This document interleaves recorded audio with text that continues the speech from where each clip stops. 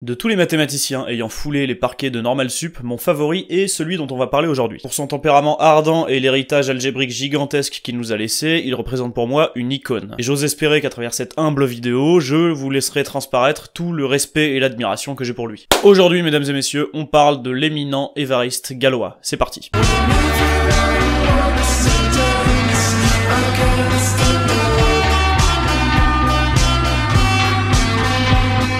La vie mathématique de Galois commence assez tard. Jusqu'à ses 12 ans, c'est sa mère qui se charge de son éducation, et elle lui apprendra essentiellement le français, le latin et le grec. Ses parents avaient de hautes ambitions pour lui, ils l'ont donc fait concourir pour entrer en interne au Collège Royal de Louis le Grand. Concours qu'il réussira bien entendu, ce qui lui vaudra une demi-bourse et une entrée en 4e. Les 2 premières années se déroulent merveilleusement bien. Il se distinguera même au concours général de latin et au concours général de grec en obtenant des accessites, mais la seconde sera un petit peu plus mouvementée. Il se lasse de certaines matières, notamment la rhétorique qui le gonfle profondément. Le proviseur constate qu'il y a un gros fléchissement de la part de Galois et il se voit du coup contraint de redoubler, faute de maturité d'après certains de ses professeurs. Et dès ce moment, ils vont comprendre qu'ils ont affaire à un élève assez atypique. Et c'est ici, mesdames et messieurs, qu'a lieu le premier grand tournant de cette histoire. À la suite de la réforme de 1826 et malgré son redoublement, il a la possibilité de s'inscrire parallèlement en première année de mathématiques préparatoires. Il va donc adjoindre en plus de son cursus classique une classe de mathématiques. Et ce choix sera la découverte de sa vie. Immédiatement, il va tomber amoureux de cette discipline de par sa noblesse et sa beauté. Galois se met donc à dévorer Legendre, Lagrange, Euler, et c'est une révélation pour lui. Et plus il en consommera des ouvrages, plus sa curiosité sera attisée. Et il faut savoir qu'il abattait ça comme vous lisiez un roman, c'est-à-dire qu'il a lu d'une traite par exemple les éléments de géométrie de Legendre, alors que pourtant c'est un pavé et c'est très dur à lire. Il va donc à partir de là réserver toute son ardeur pour les mathématiques. Mais fatalement ce sera au détriment des autres matières, ce sera la dégringolade pour le reste, et même s'il continue de briller en grec, la plupart de ses notes se dégradent. Et son comportement aussi d'ailleurs, il lui arrivera souvent de faire preuve de dédain à l'égard de certains de ses professeurs. Mais peu importe, seules les mathématiques comptent et il s'y dévouera intégralement. Il obtiendra d'ailleurs le premier prix du concours général de mathématiques, ce qui montre à quel point il est dévoué. Et à seulement 17 ans, il va avoir le basculement mental que tout mathématicien a une fois dans sa vie, c'est-à-dire s'interroger profondément sur des problèmes encore non résolus. Et il se trouve qu'il est tout à fait charmé par la résolution d'équations polynomiales par radicaux. Supposons que vous avez une équation polynomiale, vous voulez en trouver les racines. Pourquoi pas, après tout, c'est à la base d'une myriade de problèmes. Pour des équations de degré 2, 3 et 4, il est possible, via des opérations usuelles et des extractions de racines, de trouver des formules génériques donnant les racines. Mais ce qu'on remarque, c'est que plus on monte dans les degrés, plus le discriminant est immonde. Et c'est là qu'on voit qu'il commence à y avoir une limite dans les techniques et les calculs classiques que Legendre et Lagrange enseignent. Il faut donc s'efforcer de trouver un nouveau point de vue autour des polynômes. Surtout qu'on ne sait pas encore si les équations de degré 5 sont résolubles par radicaux, c'est-à-dire par un nombre fini d'opérations simples. Le mathématicien Paolo Ruffini va avoir une première intuition. Il sent que pour les équations de degré 5 et supérieur, il y a quelque chose qui va coincer. Il va s'intéresser aux permutations, et effectivement, quand vous vous intéressez au groupe de permutations à 5 éléments, 6 éléments, etc.,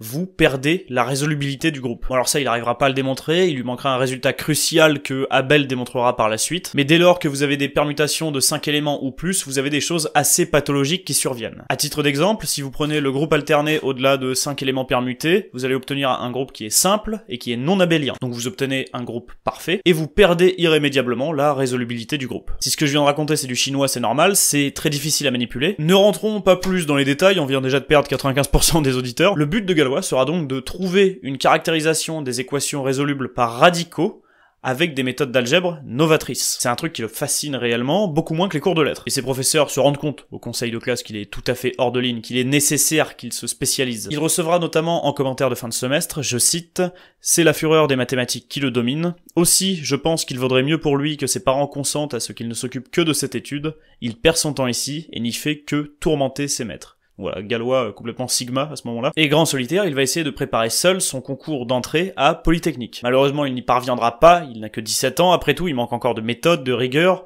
laissons-lui une chance. Il suit du coup l'avis du conseil de classe et part en classe de mathématiques spéciales à Louis le Grand sans son baccalauréat, c'est très important. C'est Louis Richard qui va être son professeur et il sera très admiratif de Galois, il va sans arrêt l'encourager, le prendre en exemple, et il est vrai que Galois propose toujours des solutions très élégantes aux problèmes posés. Mais il va être confronté au premier souci majeur de sa vie, Gallois fonctionne beaucoup trop de tête. Voilà, je sais que c'est le cliché du génie incompris, mais il a beaucoup de mal à rédiger ce qu'il démontre parce que la plupart des choses lui paraissent trop évidentes. Et croyez-moi, ça va évidemment lui jouer des tours. Mais malgré tout ça, ça reste un élève doté d'une supériorité marquée sur la plupart de ses condisciples, donc gardons espoir. En plus de sa scolarité, il va continuer ses recherches à côté. Il publiera d'abord dans des annales un théorème de périodicité sur les fractions continues, et il va envoyer quelques-uns de ses travaux au grand mathématicien Cauchy sur les équations résolues par radicaux, et c'est ce qui permettra de se démarquer un petit peu. Juillet 1929 arrive, le concours Alix se profile, Galois se sent prêt à briller et veut le retenter. Sauf qu'il va faire face à une véritable tragédie, le suicide de son père. Quelque chose que je n'ai pas précisé avant, mais son père était maire de la commune de Bourg-la-Reine, c'est-à-dire la commune natale de Gallois, et on est en post-révolution, donc les débats politiques clivants font rage. À cette époque, il faut bien comprendre que la France est en climat perpétuel de tension, et il y a eu une grosse cabale politique montée contre le père de Gallois par le curé et un adjoint. Donc des gens ultra-royalistes qui ont créé un profond harcèlement quotidien, avec des calomnies, des lettres de menaces, des altercations. C'en est trop, il cède et laisse une lettre d'adieu à son fils. C'est une lettre que j'ai un peu peiné à retrouver, mais il faut que je vous en lise un morceau parce que c'est une des lettres les plus glaçantes que j'ai lues de toute ma vie. Même les mathématiques ne te permettront pas d'échapper à tes souffrances et à celles des autres hommes. Lutte, mon cher enfant, lutte plus courageusement que je ne l'ai fait. Puisses-tu entendre avant de mourir sonner le carillon de la liberté. C'est criant d'émotion, et c'est d'autant plus poignant quand vous connaissez la suite de l'histoire. C'est donc terrassé par une telle tragédie qu'il se rendra aux oraux de Polytechnique. Et l'oral de mathématiques ne se passera pas très bien, on lui a posé un problème autour des logarithmes, et le jury ne comprenait pas les explications de Gallois. Pour lui c'était d'une trivialité, presque stupide, vous voyez ? Qu'il y avait rien à développer en fait. Ce désaccord a fait monter une tension gigantesque au sein de l'oral, si bien qu'il y a eu cet épisode légendaire où Gallois, complètement excédé, s'est saisi du chiffon à craie du tableau, l'a balancé au visage de l'examinateur et est parti en courant. Certains pensent que c'est une légende, personnellement j'ai envie d'y croire parce que c'est très cohérent avec non seulement son état d'esprit mais aussi son tempérament. Parce que rappelez-vous, il a enterré son père quelques jours plus tôt, c'est Gallois d'ailleurs qui dirigeait le cortège funéraire au sein de sa commune natale, mais même là il n'y a pas eu de paix, ce n'est pas parce qu'il y a des funérailles que les tensions vont baisser, au contraire d'ailleurs, puisqu'il y a eu une émeute avec quelques blessés, dont le curé. Étant donné ça, et couplé à son caractère très rebelle, c'est tout à fait plausible qu'il ait eu cet accès de colère. Vous vous doutez bien du coup que Polytechnique n'a pas retenu sa candidature, et lui il en peut plus, hein. Il a pas envie de redoubler pour le repasser une troisième fois, il va du coup se contenter de sa réussite à Normal Sup. Donc il sera admis à Normal Sup, ce qui lui assurera déjà un revenu pour aider sa mère financièrement, qui est veuve, hein, je rappelle, et ensuite il pourra y suivre un enseignement mathématique de qualité. Sauf qu'on lui dit, bon ok, tu es admis,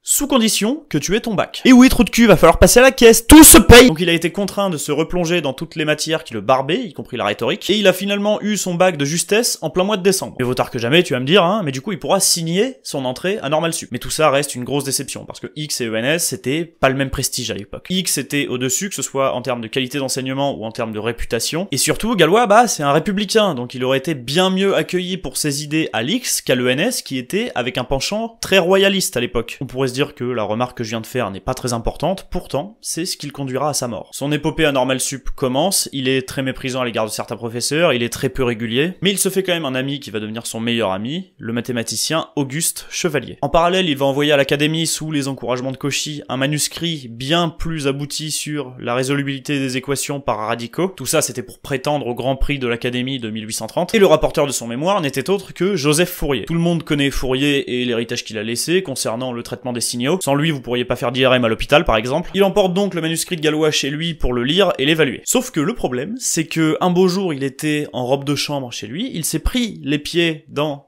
sa robe de chambre, il est tombé dans les escaliers et il est mort. Donc voilà, et la mort de Fourier, étant donné l'envergure du mathématicien que c'était, ça a créé un bordel colossal à ce moment-là. Et ce joli bazar a conduit à la perte du manuscrit de Gallois. Le paplard a complètement disparu. Et Gallois, il en avait évidemment pas une copie sur une clé USB, c'était un manuscrit, c'était unique, donc il n'a pas pu être noté. Abel et Jacobi ont du coup reçu le prix de l'Académie pour des résultats quasi équivalents. Vous vous doutez bien que Gallois a pris un somme sidéral. Qui n'aurait pas eu envie de tout casser après ça, tu vas me dire? Et l'amertume qu'il a accumulée entre ça et ses deux échecs à Polytechnique va générer chez lui une indignation colossale vis-à-vis du système académique. Donc il va être furieux, il va porter plainte plusieurs fois. Dans la plupart des préfaces de ses futurs papiers, on va pouvoir lire des diatribes du type « On condamne le génie au profit de la médiocrité » et c'est un véritable tournant dans la haine qu'il voue à tout ce qui tourne autour de l'académie. La tension va continuer de monter, que ce soit du côté de Gallois ou du côté des Français de façon plus générale. À l'époque, je pense que vous vous en doutez, le régime de Charles X ne faisait clairement pas l'unanimité. De plus en plus de manifestations surviennent, la répression se durcit et viennent ensuite ce qui va arriver, les Trois Glorieuses. 3 jours historiques de révolution française, au cours desquels il y aura pas mal de morts, et au cours desquels ce sera Louis-Philippe qui va prendre le trône. Et Gallois, de son côté, il va être animé d'une fougue aussi puissante pour la politique que pour les mathématiques. Il fréquente régulièrement la Société des Amis du Peuple, qui affirme des convictions républicaines fortes. Il a la rage au ventre, il va vouloir participer à la révolte, monter sur les barricades, sauf que on va le confiner dans l'école. Il y aura une interdiction formelle aux normaliens de participer à la révolte. A contrario, les polytechniciens vont pouvoir y participer, et vont d'ailleurs marquer l'histoire, hein, je pense que je vous apprends rien. Donc Gallois va encore l'avoir vraiment mauvaise. Du coup, il râle sur le directeur le remet à sa place, il pète un plomb quand il voit que des gens de l'X peuvent décider de leur règlement alors qu'à l'ENS la moindre demande est repoussée sur le champ. Le directeur lui dit bon bah du coup t'es confiné indéfiniment. Gallois explose et publie une lettre lancinante en anonyme dans la Gazette de l'école. C'est une lettre qui remettra en cause l'engagement libéral de l'ENS et qui traitera tout simplement le directeur de puant. Bon, le directeur pas débile et surtout excédé savait que c'était Gallois. Ils réunissent un conseil et renvoient Gallois sur le champ. Ils foutent Gallois dehors qui se retrouve du coup à la rue et sans revenu. Du coup il ne peut plus envoyer d'argent à sa mère veuve. Ce qu'il va faire pour gagner un peu d'argent, c'est organiser un cours d'algèbre dans une rue adjacente qui s'appelle la rue de Cluny, et hebdomadairement il va tenter de réunir un petit peu de monde. Je veux dire, c'est un mathématicien doté d'une intuition formidable, il n'y a pas de raison qu'il ne réunisse personne. Malheureusement ça ne durera pas longtemps. Quand bien même le premier cours réunira une quarantaine de personnes, il en donnera tout au plus 3 parce que ça va être décrescendo total. Et la grosse blague, c'est que la rue de Cluny aujourd'hui n'existe plus, elle a été renommée rue Victor Cousin. Qui diable est Victor Cousin, vous allez me dire? Ben c'est le philosophe de l'ENS qui a rédigé la lettre de renvoi de Gallois. Comme quoi la vie elle a un sacré sens de l'humour parfois. Il continuera quand même de faire des maths de son côté. Poisson va d'ailleurs demander à Gallois de réécrire une version manuscrite, la même version que Joseph Fourier avait dans les mains, pour l'envoyer à l'académie afin qu'il puisse l'étudier. Et c'est là qu'on voit qu'il commence à avoir une certaine notoriété universitaire, hein. Déjà parce qu'il a un caractère assez fort, hein. Très peu de gens se font virer de l'ENS, mais aussi parce que ses réflexions sont très novatrices. Donc il y a de l'espoir. Malheureusement, Poisson rendra son verdict, c'est incompréhensible, bien trop confus, il faut développer les idées de façon plus claire et plus rigoureuse. Bon, espérons au moins que l'avenir sera un peu plus charitable. Quelques mois passent, grande nouvelle, 19 républicains accusés à tort de comploter contre l'État ont été acquittés. On veut absolument fêter ça, on organise du coup un grand banquet avec un petit peu plus de 200 personnes, et c'était un banquet qui a attiré quand même des grandes célébrités, hein. Je veux dire, Alexandre Dumas a participé à ce banquet, c'est pas rien, Gallois y participe naturellement, tout le monde festoie, boit du vin, sauf qu'à un moment Gallois décide de prendre la parole, il lève son verre et prononce les mots suivants: à Louis-Philippe. Alors les gens sont un peu confus parce que personne n'est royaliste ici, certainement pas Gallois, c'est un banquier républicain, alors pourquoi lever son verre en l'honneur du roi? Donc il se fait huer instantanément, il se fait siffler, ça devient une cacophonie sans nom, mais en fait la deuxième partie de la phrase n'avait pas été entendue. Il voulait dire à Louis-Philippe s'il trahit, et il avait un poignard dans l'autre main. Donc l'action n'était certainement pas royaliste. Pas de chance, il y avait un espion du roi au banquet qui a tout balancé, hein, vous vous en doutez bien. Gallois est arrêté pour incitation au régicide, on le fout en prison à Sainte-Pélagie. Le procès arrive et le jury, qui est un jury populaire, est abasourdi. Gallois plaide l'acquittement, mais avec un discours complètement confus et incompréhensible. C'est-à-dire qu'il ne se défendait même pas, il affirmait ce qu'il avait fait et avec une certaine attitude en plus. Au bout d'un moment, ils le coupent, ils se disent bon, il est juste complètement fou, libérez-le, ce n'est certainement pas une menace. Un mois passe, commémoration de la prise de la Bastille, illégalement organisé par les Républicains. Gallois décide d'y aller armé et en costume militaire, c'est-à-dire qu'il y allait avec une carabine, 2 pistolets chargés, son poignard. Donc évidemment, il se fait arrêter, on lui dit bon écoute, tu forces un petit peu mon petit Évariste. Il prend 6 mois ferme à Sainte-Pélagie. Là, on pourrait se dire que c'est un mal pour un bien, il va pouvoir faire des maths tranquillement et se recentrer sur lui-même, sauf que non, ça marche pas comme ça les prisons. Les prisonniers plus âgés et plus costauds le provoquaient constamment pour boire de la gnôle jusqu'à s'en rendre malade. Vraiment, il faut imaginer de la liqueur très puissante. Je sais pas si vous avez un grand-père qui fait de l'alcool de façon artisanale. Si vous avez déjà bu une gorgée de cette saloperie, vous comprenez ce que je veux dire. Et du coup, il y a eu des épisodes splendides où Gallois se descendait d'une traite une bouteille entière d'eau de vie avant de balancer le contenant sur un détenu et s'effondrer ivre-mort. Donc voilà, des grands moments de l'histoire. Et le reste du temps, il faisait véhiculer ses idées républicaines. Et comme il avait du verbe, il a réussi à créer une mutinerie dans la prison. Donc ça a encore créé un bordel gigantesque. Ils ont identifié la cause de la mutinerie, ils ont foutu Gallois au cachot. Et c'est à ce moment, isolé de tous, qu'il va commencer à remettre la main sur son mémoire. Évidemment, il va écrire une préface ultra polémique dans laquelle on pourra lire « Si j'avais à adresser quelque chose aux grands du monde ou aux grands de la science, je jure que ce ne serait point des remerciements. » Mais surtout, il va rédiger une étude bien plus aboutie sur ce qui deviendra la théorie de Gallois, avec un pont très élégant vers les fonctions elliptiques. Sauf que Gallois, il commence à être brisé. Sa tante vient lui rendre visite de façon hebdomadaire et se rend compte qu'il est usé. Il a les cernes de quelqu'un qui a 50 ans. Donc il faut absolument qu'il sorte de là. Coup de chance, il y a une épidémie de choléra à Paris. Alors là, vous allez me dire en quoi c'est un coup de chance, Axel, il y a quand même eu 100 000 morts, mais en fait le préfet de police, pour endiguer l'épidémie et pour pas qu'il n'y ait un massacre colossal au niveau du milieu carcéral, il va aller voir les prisonniers les plus fragiles et leur dire « Bon alors, si vous me donnez votre parole d'honneur, je vous transfère dans une maison de santé. Gallois va du coup bénéficier de ce traitement et va se retrouver dans une maison de santé, c'est-à-dire un environnement bien plus propice pour faire des maths. On pourrait se dire qu'il est sur une pente excellente, malheureusement, l'ultime tragédie va survenir. Dans cette maison de santé, il va rencontrer une femme, une certaine Stéphanie Dumotel. Très belle femme, bonapartiste en plus, il va tomber amoureux d'elle. Et on parle ici du véritable amour, celui qui consume. Mais comme vous le savez, l'amour est une tragédie quand il est à sens unique. Elle finira par rompre avec lui courant mai 1832 à travers une lettre, et c'est ici que la haine et le désespoir de Gallois vont atteindre leur point culminant. Il perd la raison et va beaucoup écrire à son ami Auguste Chevalier. Une phrase dans ses lettres qui a particulièrement retenu mon attention et que les historiens malheureusement négligent, je trouve parfois, c'est la suivante. Quand la violence ne serait pas une nécessité dans ma conviction, elle le serait dans mon cœur. Je ne veux pas avoir souffert sans me venger. Je pense que vous comprenez que c'est le chagrin du premier amour qui parle. Gallois prenait tout ce qui l'entourait très à cœur. Et l'impulsivité qui a déchaîné cette déception amoureuse était le paroxysme de la folie. À tous ceux qui sont arrivés jusque-là dans la vidéo, et en particulier à ceux qui sont romantiques, je pense que vous savez à quel point il est dangereux d'aimer quelqu'un plus qu'on ne s'aime soi-même. Et si un jour vous avez osé aimer plus que vous ne vous aimez vous-même, alors vous pouvez comprendre l'état d'esprit de Gallois à cet instant. Cette déchirure est d'ailleurs corroborée dans une autre lettre, dans laquelle on peut lire la chose suivante.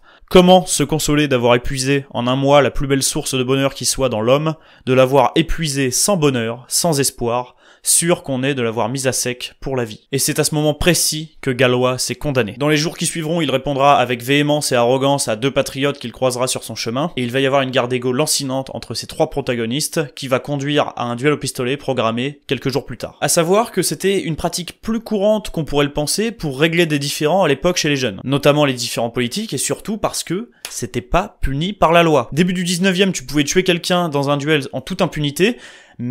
Fin du 19e, ça a quand même été un petit peu mieux réglementé, mais la plupart des gens étaient acquittés, et c'est qu'après qu'on a commencé à prendre ça au sérieux. Mais soyons honnêtes, avec un état d'esprit différent, le duel n'aurait certainement pas eu lieu. Gallois aimait profondément la vie, mais ses convictions politiques et son désespoir étaient trop forts, et il n'a pas pu se résoudre à éviter le duel. Mais le problème, c'est que c'était un piètre tireur, donc il savait déjà qu'il était mort. La veille, il va écrire une série de lettres poignantes dont je conseille la lecture à tout le monde, tous ceux qui regardent cette vidéo actuellement, qui va d'une part affirmer une bonne fois pour toutes ses convictions politiques, qui va poser en guise de testament mathématique tout ce qu'il sait sur les fonctions elliptiques et la théorie de l'ambiguïté, et surtout qui donnera des consignes claires à son meilleur ami sur quoi faire du contenu de ses lettres. Il soulignera aussi la raison de sa mort, je cite « Je meurs d'une infâme coquette ». Sous-entendu, la perversité de l'amour m'a condamné. Il finira cette série de lettres par une phrase en latin magnifique que je vais vous lire dès à présent.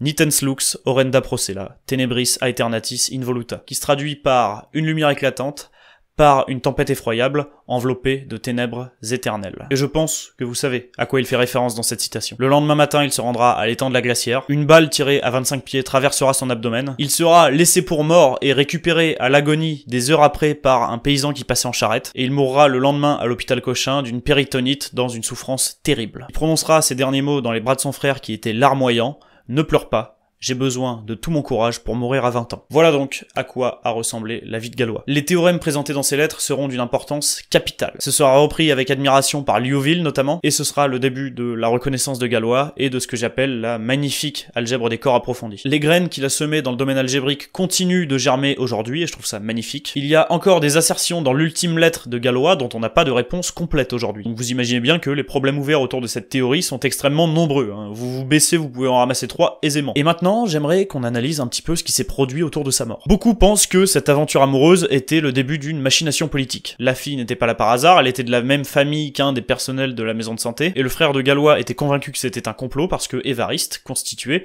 un ennemi politique. Quoi qu'il en soit, ça ne tient pas debout, selon moi. Les historiens pourront le confirmer s'ils le souhaitent dans les commentaires, mais au 19e siècle, on ne faisait pas disparaître d'opposants politiques comme ça. Surtout que là, le potentiel processus pour éliminer Gallois était anormalement complexe et dépendait beaucoup trop de l'aléatoire. Et quitte à s'attaquer à quelqu'un de la Société des Amis du Peuple, autant s'attaquer à un militant bien plus connu et engagé comme Étienne Arago par exemple. Donc non, selon moi, ça ne tient pas la route. En revanche, ce que je pense et qui me semble être le plus cohérent, c'est que la mort de son père, les échecs à l'X, les altercations, son renvoi de l'ENS, la prison, tout ça, ça l'a détruit mentalement. Et la rupture a été le coup de grâce. Rappelez-vous, il avait à peine 20 ans. À 20 ans, vous entrez à peine dans le monde adulte. C'est un âge où on manque cruellement de force d'esprit et de contrôle émotionnel. Alors imaginez si vous subissez tout ce que je viens de citer en moins de 3 ans. Il enchaîne les traumatismes depuis qu'il a 17 ans et ne savait plus contenir sa rage. Le plus plausible, c'est que l'échange entre Gallois et les deux autres protagonistes est dégénéré parce que Gallois en avait trop gros sur le cœur. Il était éprouvé par la vie et il considérait peut-être qu'il n'avait plus rien à perdre.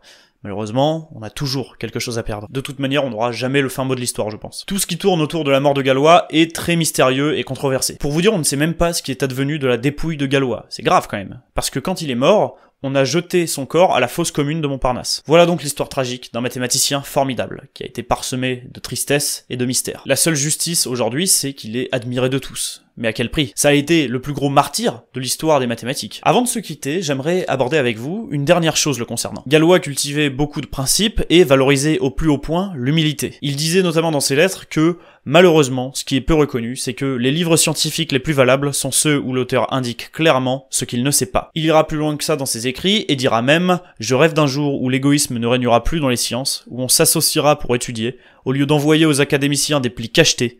On s'empressera de publier ses moindres observations pour plus qu'elles soient nouvelles, et on ajoutera « Je ne sais pas le reste ». Tout ça pour dire qu'une idée humble prévaut sur un savoir arrogant. Et Gallois, au-delà des mathématiques, voulait absolument transmettre ce principe. Avoir le courage et la décence de savoir dire « je ne sais pas ». La remise en question perpétuelle est une des plus grandes qualités qu'un mathématicien peut avoir. Aujourd'hui, il laisse un héritage grandiose avec la théorie de Gallois, théorie qui constitue un outil formidable, d'ailleurs on n'en a pas essentiellement parlé, mais à partir des groupes de Gallois, des correspondances et des actions, vous pouvez étudier les fonctions elliptiques et en donner des représentations compréhensibles, ce qui implique du coup de résoudre des problèmes de physique, de chimie, d'ingénierie, de topologie, etc. Et malgré toutes ces péripéties et sa fin tragique, Gallois aura marqué les esprits de son temps. Son prof de spécial par exemple, monsieur Richard, dont on a parlé au début, il a longtemps conservé les copies de Gallois. Il voulait absolument en faire profiter à des bons élèves, il en fera notamment profiter à Charles Hermite, qui deviendra un grand mathématicien en partie grâce à ça, et qui axera ses centres d'intérêt. Parce qu'on connaît Charles Hermite aujourd'hui pour ses très célèbres polynômes d'Hermite. Mais il faut pas oublier qu'il a aussi prolongé le travail algébrique de Gallois en montrant que même si des équations n'étaient pas résolubles par radicaux, elles pouvaient l'être par le biais des fonctions elliptiques. Mais le véritable héritage qu'il laisse selon moi, c'est son histoire et les leçons que vous pouvez en tirer. Et c'est pour ça qu'Évariste Galois est mon mathématicien préféré. Chacun, j'espère, pourra tirer une leçon unique de tout le récit que je viens de vous raconter, et peut-être que cette histoire formidable, quoique chaotique par endroits,